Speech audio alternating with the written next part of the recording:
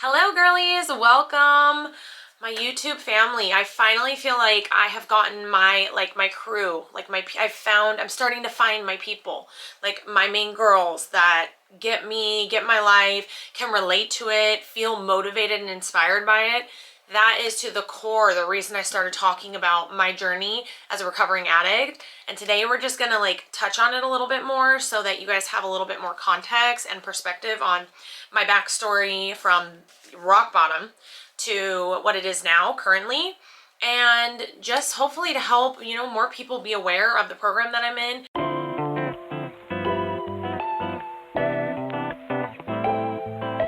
So if you are new here, welcome. My name is Renee. I'm a stay-at-home mom to 2 in recovery. If you are returning, hello, and I'm so glad that you popped back into another video. I know it's a little different than my vlogs, but so this is going to be very casual. I'm going to try to do this without having to pause too much. I'm getting better about these talk to camera videos, and we're just going to color and chat. So super chill, grab a drink. My drink of choice is water right now because I think it's like 6:30 at night. And we're also out of creamer, so I can't even make the coffee if I wanted to, but there's no way I'm drinking coffee this late. But we're gonna just dive into it. So if you are new here, welcome. My name is Renee. I am a stay-at-home mom to 2. My DOC, or drug of choice, was, I'm gonna put it on screen, and I was on that for probably about 7-8 years during active addiction. Before I got into that, for probably 3 years, I was into pain medication.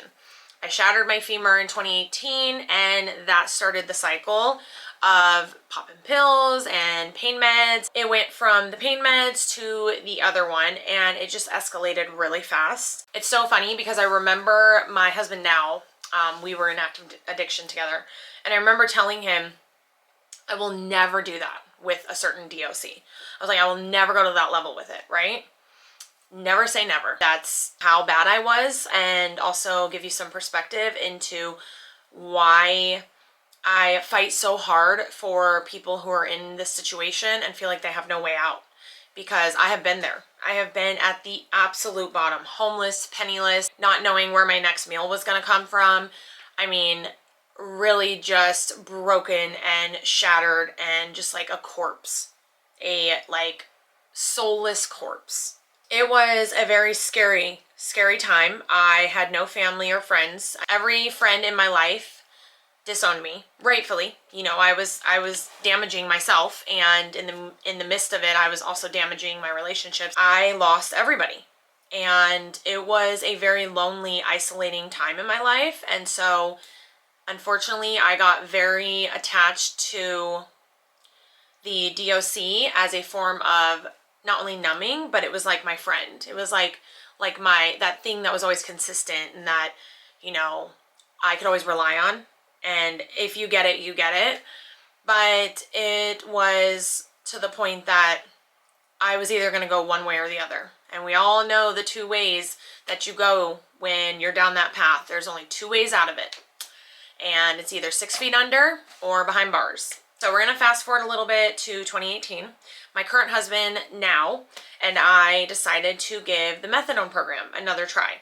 They're also called MAT programs, or medicated assisted treatment programs. We had at this point tried every possible recovery form you could think of, like inpatient, at-home detox, Suboxone, the methadone clinic. I think this was our 3rd go at the methadone clinic. I had a job at the time. My husband also had a job, and he had it for a few years, and his parents allowed us to live in their basement. So we just got like a roof over our head. And I remember driving one time to go and score, and I remember looking out the window at just the world, like people, walking by and doing their thing. And I remember thinking to myself, how do people live normal? Like, how do they live without this stuff?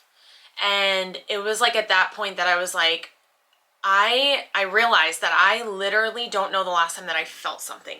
Like, felt pain, felt emotions, felt myself just feel what was happening around me, really actually feeling something. I was like, we can't do this anymore. We have to try something and give it our all. We can't be 1 foot in, 1 foot out, For anyone who's been in recovery, it's in both feet in, or you're constantly going to be dipping your toe back into that other world. About 4 weeks into that program, I found out from the nurses that I was pregnant. with our first child. It gives me goosebumps thinking about it and saying that out loud, because I was so, like I said, I was so broken. I was just skin and bones. I was also still in active addiction, because if you know anything about the methadone program, you have to get regulated on your dose before you like stop using. You're supposed to just stop using and go in there cold turkey. Nobody really does that. But you have to get regulated on your medication, and then it helps, you know, it kind of evens out, and then you come off your DOC. I totally forgot we were going to be coloring. So anyways, find out I'm pregnant, and I went home and talked to my husband about it, and I was like, this is it. This is our way out. Like, this is going to make me cry. I was like, if this is not a sign that we need to get our shit together, then nothing else is going to break this. So I got regulated on my dose after about 2 weeks. We both were active smokers at the time for probably like over a year and a half. And within 3 days time, I stopped smoking cold turkey. 3 days time. And I think it was easy for me because I had this baby growing inside of me, and I've said this before, I was overly consumed with what I was putting in my body and how it was going to affect this child. So I was like determined to get very, very as healthy as I could. So I'm regulated on my dose. My husband was still struggling quite a bit, honestly. I think it took him about, I'm going to say 6 to 9 months to really have the methadone like kick in and him stop using both. And that was also a very hard time for me. You know, if you've been in this lifestyle or know anyone that's in it, you know that you cannot make someone stop. They have to stop because they want to.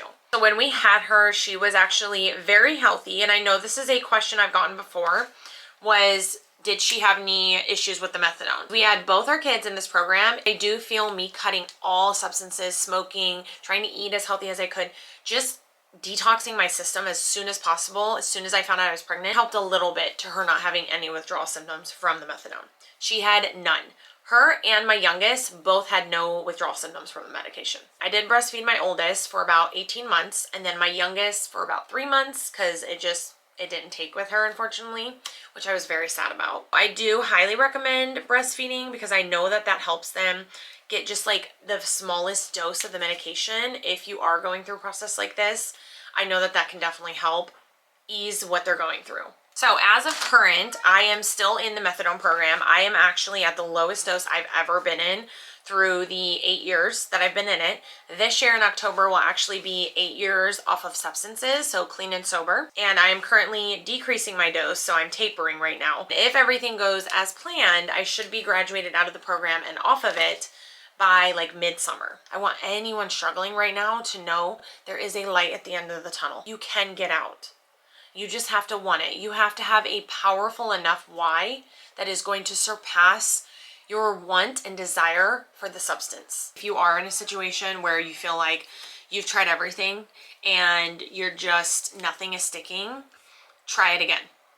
Keep trying. As someone who has done the methadone clinic multiple times, the last time stuck. But I hope that gave you guys some perspective and helped you relate to me even more, because that's all I want to do. I want you to find something that you relate to, that you can hold on to, whether it's hope, whether it's inspiration, whether it's motivation, whether it's just entertaining. I just would like to be an advocate for that community, an advocate for everyday moms who are just doing the best they can.